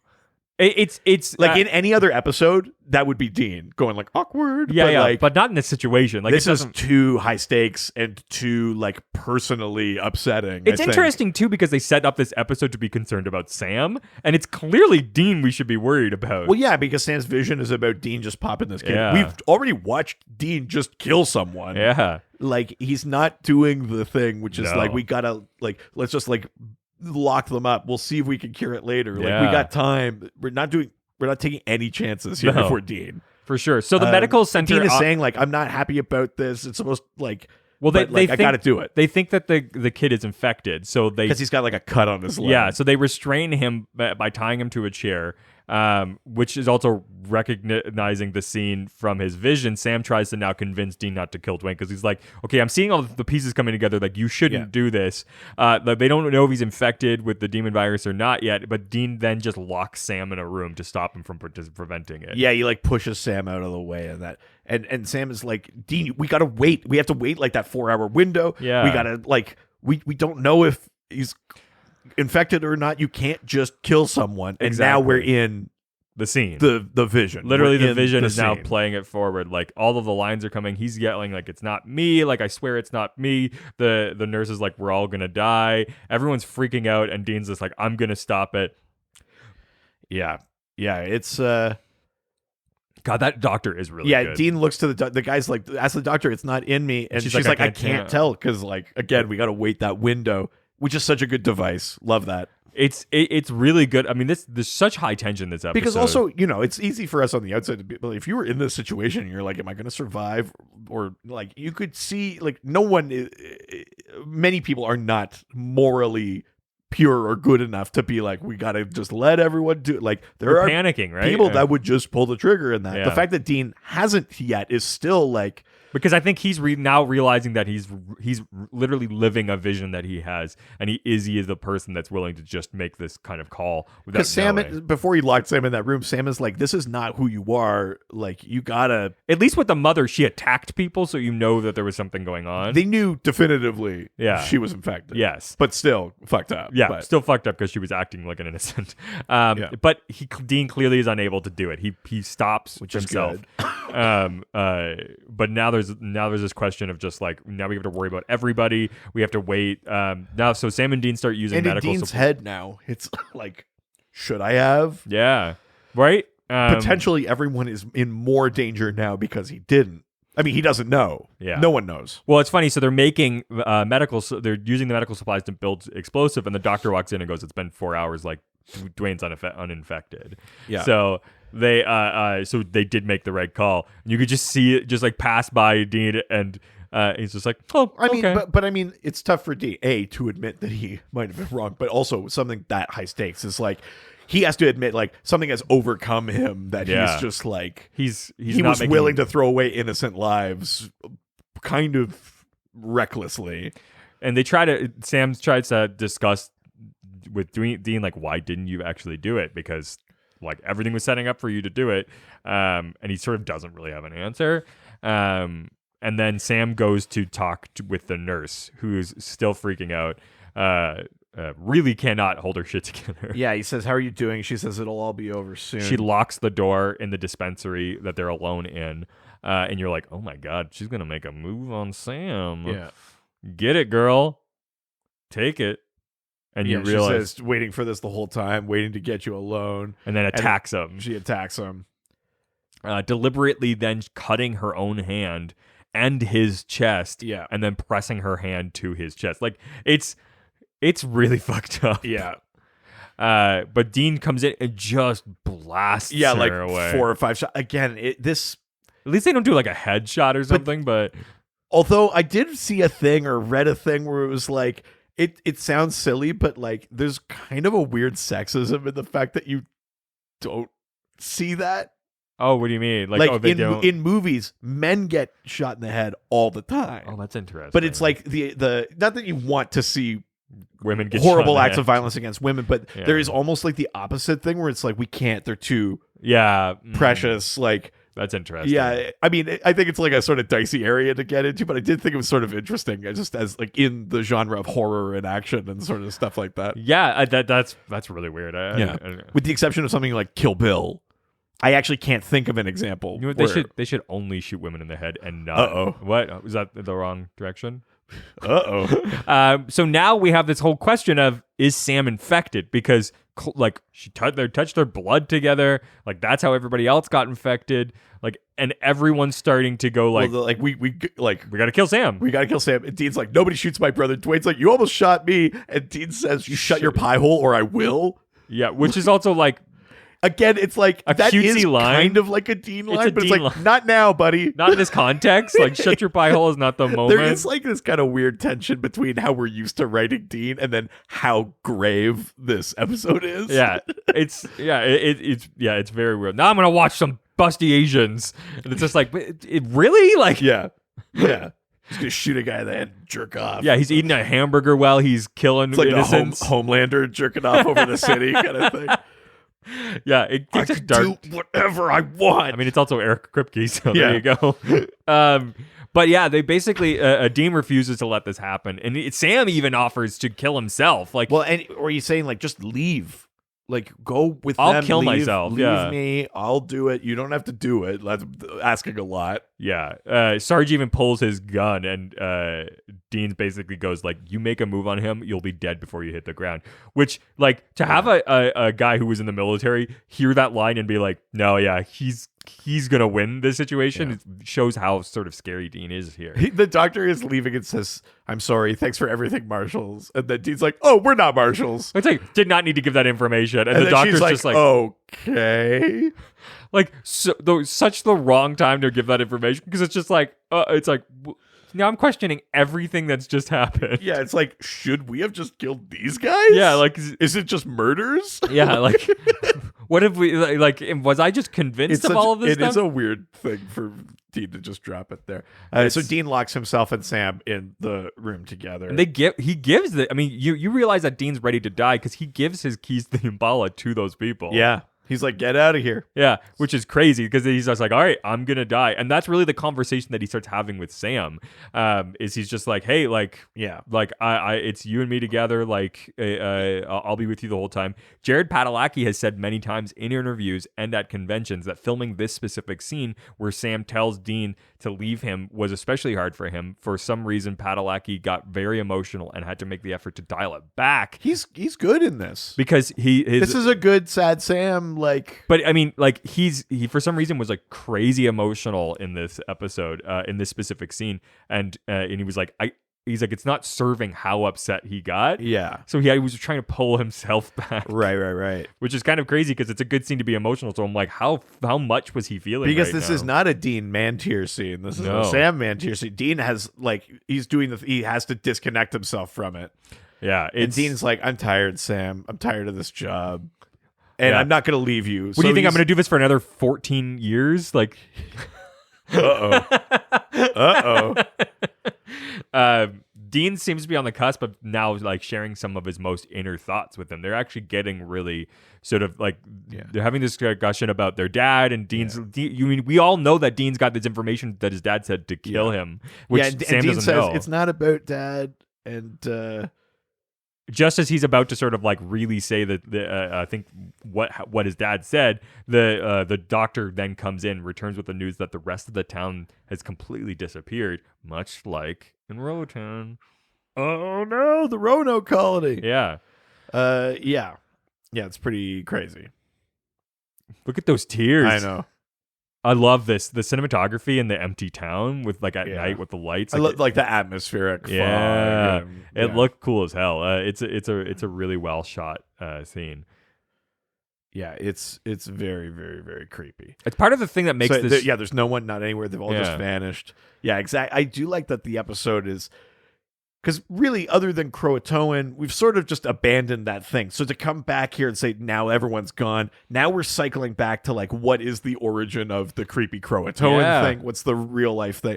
Like, it's a good way to, like, cycle it back to connect it to that real world thing without being hampered. It's like the thing we talked about all season between Crossroad Blues and the H.H. Holmes episode. This season does a really good job of, like, we're lifting from real life kind of things, but we're also going to do our own thing with it, but it'll still have a connection. Exactly. So now we shoot 5 hours later, and the doctor is checking Sam's blood and says there's no trace of the virus. Like they're like, I guess he just got lucky. And that's in like anyone's blood, right? Doesn't she no, say that? I mean, everybody is clear, but Sam is the one who had direct connection to the demon blood and is fine. But isn't she saying that all of the samples no longer have the sulfur? No. Oh, okay. Sorry. She's saying just Sam's doesn't have it.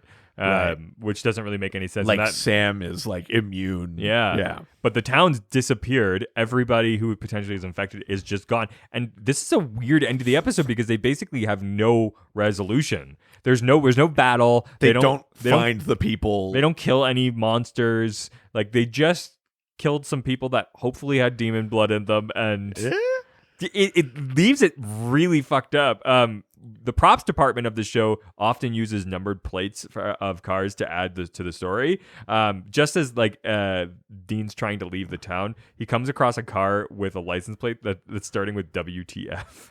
That's funny. Which is really funny. I like that piece. But Dwayne asks to go with Sarge in his truck. Yep. They're going to drive off together, and they sort of leave, and Sam and Dean just like get in the Impala, but you get this weird sort of like everything is not okay, but there's nothing we can do. They solved nothing. Yeah. They haven't developed a cure for the thing. They haven't found anyone in the town. They don't know if those people disappeared or if they're infecting other towns. They know nothing.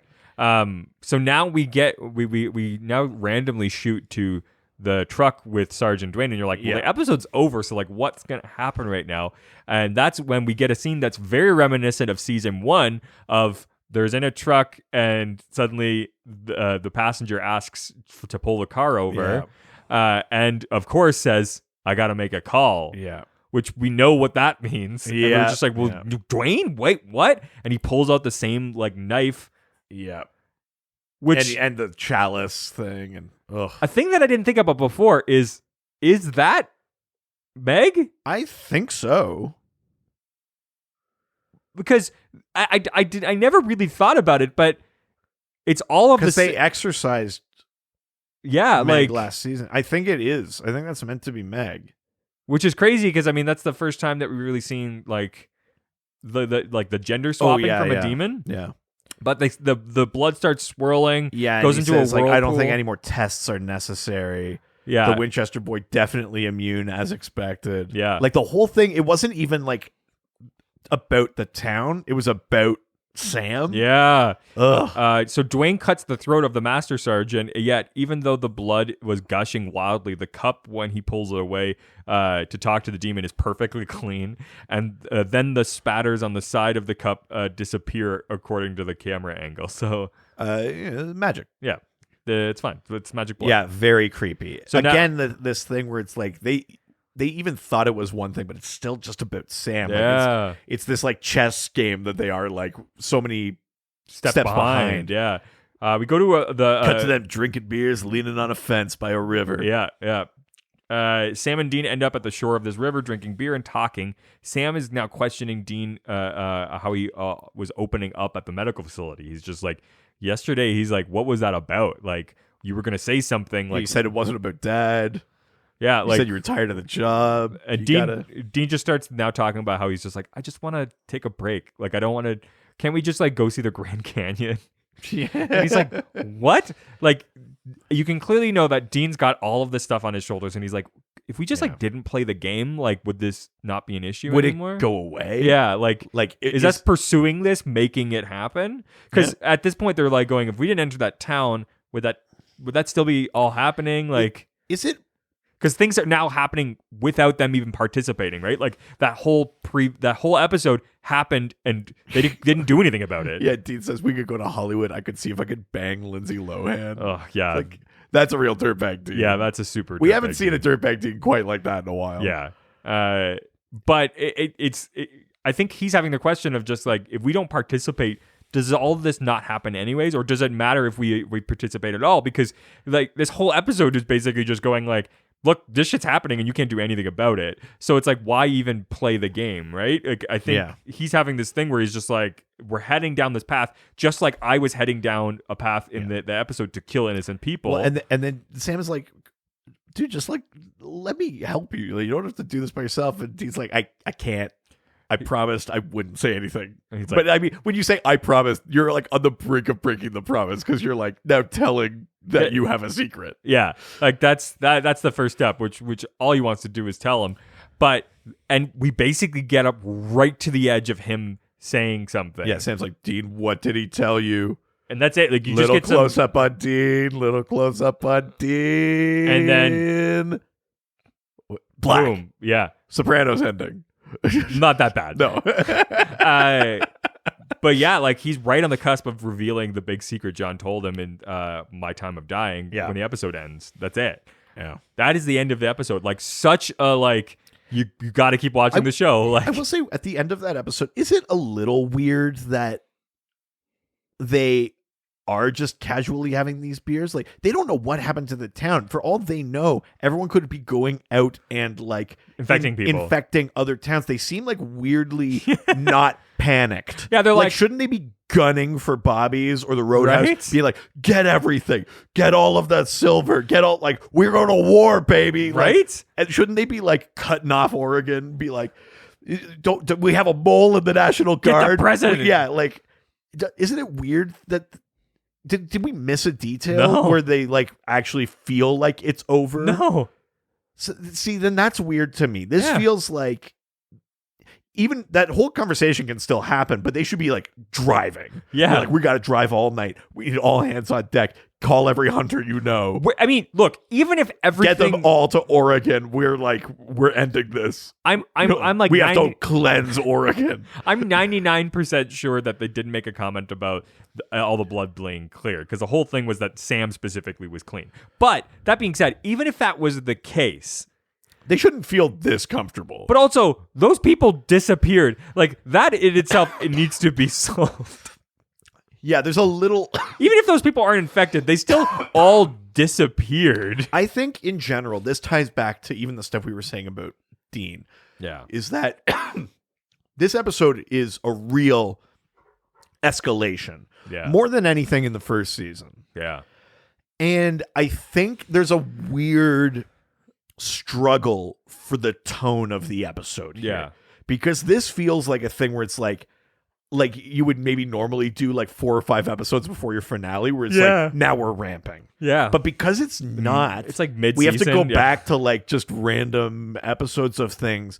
They can't like completely drain it of like it's like little humor and that. They also just have to like leave them. But like what you end up with is this thing that it's like, this is the beginning of the end. But also Dean's like, awkward, I killed your mama. Like, you know what I mean? Like they have to keep that stuff in. They have to still have the like just casual beers and like, wouldn't it be nice to see the Grand Canyon? You feel like in the background you should see like a swarm of infected like running over the town, over like it should look like the fucking Army of the Dead in Lord of the Rings. Like it should be all be going to hell around them and they're just having beers. Everything's fine. It just feels like a weird like this episode, a weird clash of tones, and the episode doesn't reconcile them. Like the original treatment for this episode was like a paintball episode, and they're like, no, let's change it to actually murdering people, and they're like, well, we'll keep all the lines the same. Yeah, you know what I mean? Like eat dust, dirtbag, and they're like, no, he actually murdered that person. I generally really like this episode, but there's a couple of moments where you could tell very clearly this is like this. They haven't figured out the balance. It doesn't fit. Yeah, like. And that's not to say that, like, in a position of, like, high stress or whatever, Dean wouldn't make a joke that doesn't land or something. Like, I think you can character wash it away, but that scene at the end specifically is like do you guys not remember what happened this episode? Why are you so calm? It's interesting, right? Because it's season 2, right? So we're figuring out what works, but not necessarily the perfect balance of everything, right? So they're going like the humor works and the serious works and we can do it all and they can be in the same episodes. Was this meant to be like a later episode? Not anything that I've read. That's harder to do than filming an episode and it coming out later. Yeah. But like it's just the well, especially because this is so intrinsically linked to the next episode that it can't be, right? Yeah, that's true too. That's a good point, actually. So I wonder. I think they're just shoot, you're right. There's an issue with imbalance that I think that they're totally figuring it out, right? Yeah. So they understand like the lines that work, they understand character traits, but they're just sort of now figuring out exactly the right way to put all the pieces together. Like it's not perfect because the horror great. parts of this episode work so well, and it just well. feels like such a deflation at the end to be like, we solved nothing, but it's fine. Yeah, and I mean it's not the only time we've had that in the last 2 seasons. No, it's not. But this one feels really stark because of how scary this episode was. Like all the tension of we don't know who it is. We got to wait 4 hours. It could be anyone. We didn't think it was the nurse. It's the nurse. It's like so many things are in there. Even the cutaway scene at the end that Sam and Dean don't see. Yeah. All of that is like this crazy tension. Like, yeah, that was a good test. We did it. Like, but then to cut to Sam and Dean, it's almost like, did they know that it's done? Because when you see that scene, it's like, that was a test. You go, great. We know it's done. We can forget about this infection for a few episodes. Yeah. Like, that's good for us as an audience. Yeah. But then we cut to Sam and Dean. It's like, did they hear that? Like, why are they calm? Yeah. It just doesn't. Yeah. I think that specific scene really undercuts a lot of how good this episode is. Like, without the context of if they just did their dialogue, but were driving. Yeah. You don't even have to change the dialogue. Dean can still be talking about wanting to get out or wanting to see the Grand Canyon. But if there was like some urgency to what they were doing while they were talking, I think it's fine. Yeah. It's just that setup of like, let's knock back a couple of cold ones by a pristine. Again, like I feel like you should look across the river and things should be on fire. Yeah, no, you're totally right. Well, what is your actual review for this episode? Oh, okay. So, I mean, we've talked that tone thing to death, so I'll move on from that. I do love the idea of the virus. Yeah. It's also different from the zombie thing or the rage zombie thing because it's more in line with like almost like a hypnotism or that, like, because also like, what is a demon virus? Like, fine, we know it's transmitted blood to blood, but like, could you even cure it? Mm-hmm. Will it respond to things scientifically? Like we might be scientifically able to say, hey, there's sulfur in the blood, it's a demon virus, but like, does that mean you could do anything about it? Yeah. Or is it beyond your capacity to fix? Like, I think there's something really scary about that, because also it's like, holy shit, like, is that how demons would like fight our world? Is like germ war, like Terrifying. germ warfare between people is kind of one of the scariest kinds. You know? Are we? It's so much Are we scarier than dealing with just like something that? than just we're possessing all the people, or just like we're gonna like open up a hole in the ground and you're gonna be swallowed up in flames. Like the idea of this like really insidious like biochemical attack kind of thing. Is that touching on something maybe that is relevant to us? Well, yeah. Maybe Wait, are you saying that COVID was a biological demonic attack? biological attack. This is Croatoan? Yeah. Oh no. I mean, how perfect. Holy shit. COVID-toan? Oh my God, there it is. Uh-oh. Nailed it. Yeah, I mean, I like all that stuff. I think it's legitimately one of the scariest premises that the show ever has. Yeah. Is this demon virus. Yeah. Really love that.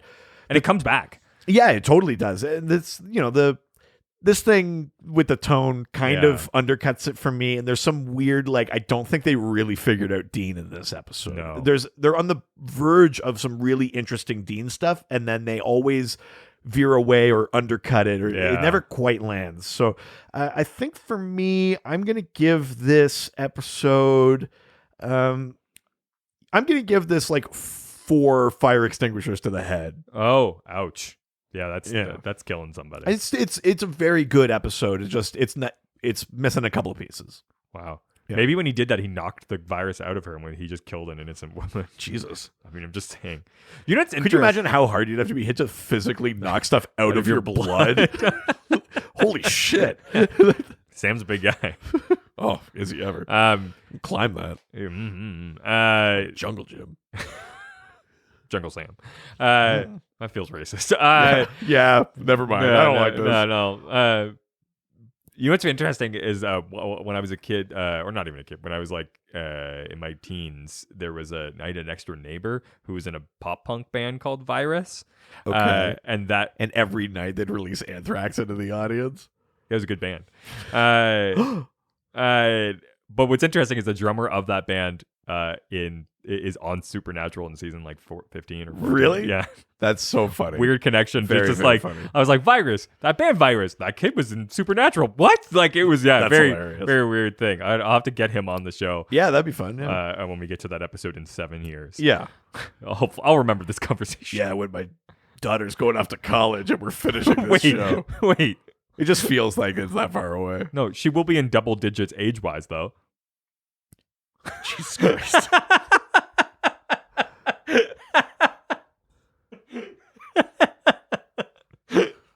Oh no. Yeah. Preteen almost, yeah. Oh no. Yeah. That's how long we're going to do this show. Oh, there's just so much show. I mean, I love Supernatural to death, but there's so much of it. Yeah, there's a lot. It's great. It's called content. Glad baby. you're all along the ride with us. Yeah, it was funny because you and I were talking about the next podcast we were going to do in 7 years. Yeah. Yeah. That's the stopper for all of our podcasts is 7 years. Yeah, we got to just pick shows that ran for more than 10 seasons. Like, Yeah. we'll do a Bones podcast or something. I already thought this was a Bones podcast. Oh, listen, as soon as the mics are off. Oh, yeah. I love this episode in a lot of ways. Yeah. It's shot really well, except for the fucking frame thing. Clearly, that is. Oh, do you know what? I didn't factor that in. yeah, it really bugs me. It's clearly a thing that was an afterthought. I'm not sure why they did it. Maybe because they were looking for. I mean, I get why you would want to make it slow motion, but They were like, "Oh, the episode came in at like 39 minutes. We need like 2 more. I mean, 2 more. It's minutes." very possible that that's what happened. I don't really know, but yeah, it's. I mean, even I get that with like my camera gear. If you shoot in 24 frames per second, you can't just put it in slow mo. Like just what I mean, happens. it's not how frames work. No. Yeah, exactly. Because there's missing frames. You in can't between make those. things where there aren't any. Yeah. So it's definitely like I think it happened one other time in a previous episode, but because it was so prevalent in this episode, It happens was really like jarring. 4 times. It's really big, jarring, and it's yeah. hard to look at because it feels like flashy. And it seems like it happens. The only thing I'll say is you could maybe make the argument that it's an artistic choice because you want to, I'm sure that's an excuse someone or would whatever. make, yeah. But like, I don't think it plays. I don't like it. I'm gonna go down to 3.5 Wow. because of that. I kind of forgot about how much I hated that. Yeah. Yeah, I'm gonna go down to 3.5 fire extinguishers to the head. And there's a lot of issues with the way sort of Dean is portrayed in this. I think the concept is really cool. It is. It's a great idea based on a really cool, like real historical thing. Yeah. Like that mystery is like legitimately creepy. I mean, it probably has. It's the Occam's razor thing. It's probably the easiest solution. They probably just left and went to Croatoan Island, and something bad happened en route or something, and they died. Or the First Nations murdered them because they were terrible. Or they got assimilated into the culture, and White never bothered to find his family because he's a piece of shit. Clearly, regardless. It's probably, or they just went to that other island and no one ever looked for them and they're still there. They're just waiting. Yeah. Hello? Well, the ancestors of them. No. Every generation, the same group. Yeah. Hello. Croatoan Island actually is get the Fountain of Youth. Yeah. The whole time, just if he had. It was not in South America. It was off the coast of North Carolina. Yeah, obviously. Yeah.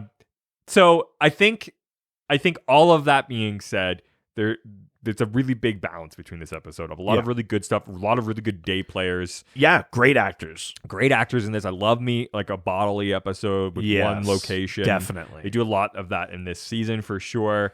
It's high concept but done really grounded, which I think is great. Yeah. I like it's terrifying the idea of one, you're people against people, which is always really scary.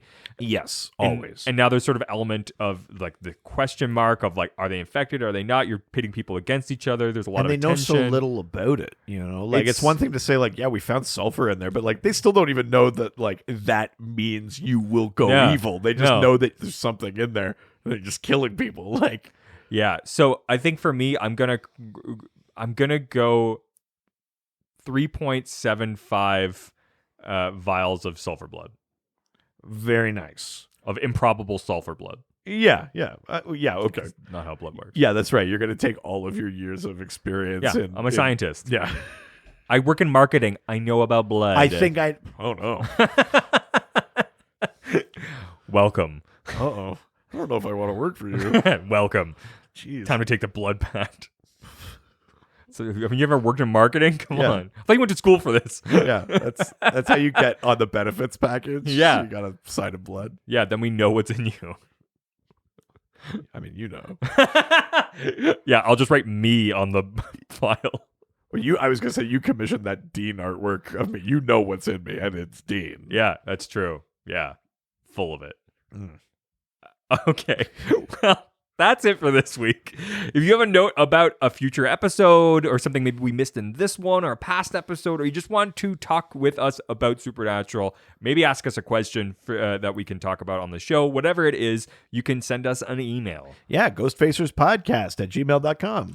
We're having great conversations all over social media as well. Yeah, we're on Facebook, Twitter, and Instagram @GhostFacersPod. And if you like what we're doing here and you want even more content from us, we have an entirely other podcast that I think might be relevant to your interests. Yeah, it's the Dr. DC podcast. You can get it wherever you get your podcasts. It's about DC Comics. We answer listener questions. It's meant for everyone. You don't need to know all the in-depth stuff. It's just a fun way to talk about comic books and characters and that. But there's lots of kind of supernatural things or things referencing real life things. I think there's a decent amount of kind of content crossover between Supernatural and for sure and comics, especially as we get into later seasons of Supernatural. You might at least know Batman, so you can scan through the stuff that you know and then quickly dive in as you feel interested. But yeah, check out Dr. DC. That's it for this week. Say goodbye, bitch. Jerk.